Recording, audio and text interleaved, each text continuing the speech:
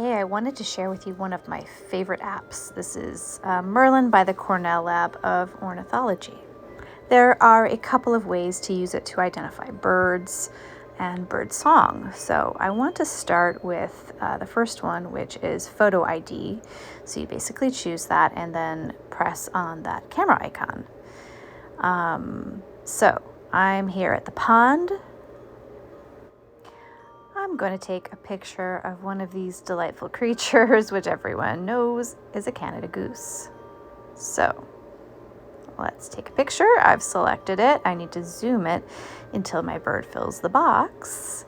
And then what do we do? Let's see. Okay, we need to confirm the location of date, which I have turned off at this point, but it's best to have it on to identify a bird. So here are the choices. We've got Canada goose. Yes, ding, ding, ding. Oh, here's another option. Go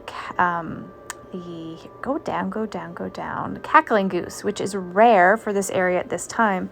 I have seen them before. They're like half the size of a Canada goose, and they have a white ring around the neck. Yeah, the cackling goose. So only two options. So that is definitely the bird that we have ID'd.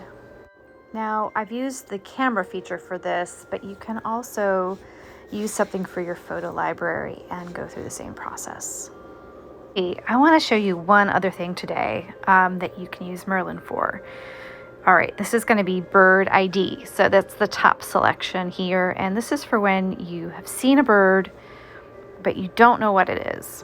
You don't have a photo. So we're going to click on Start Bird ID. We're going to pick...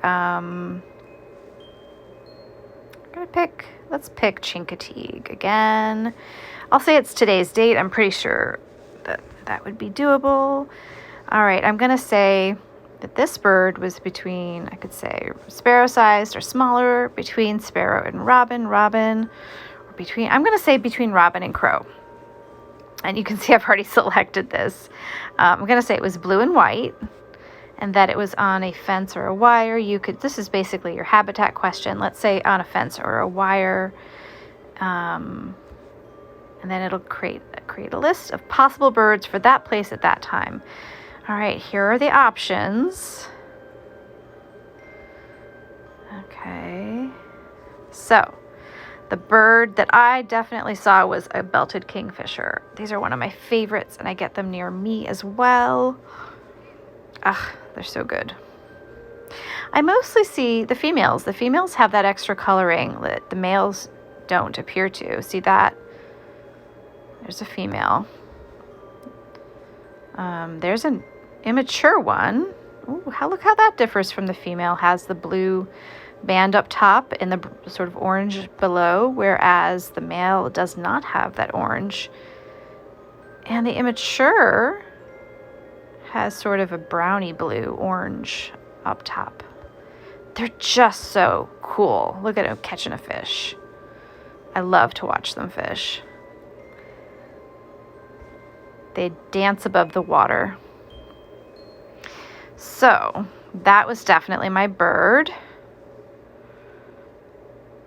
And by saying this is my bird, it communicates with another app called eBird. But I just wanted to show you this really cool feature. So I'm going to go back to the main. So today we looked at photo ID and we looked at bird ID. So maybe in the future we'll take a look at sound ID, which is probably how I mostly use this app. I also really use Explore Birds. So yeah, we'll take a look later.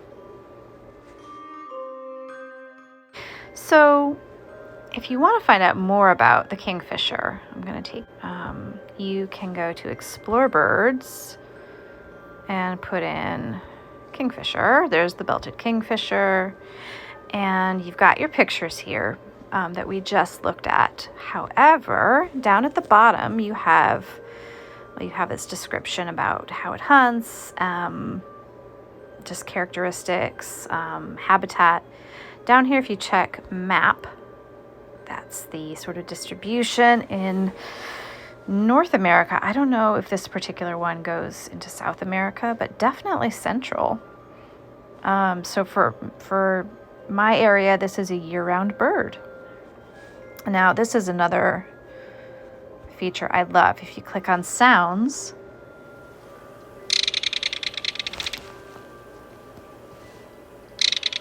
that's the characteristic one. We can listen to this one next.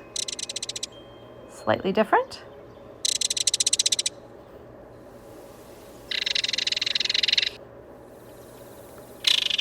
Wow, these are very similar.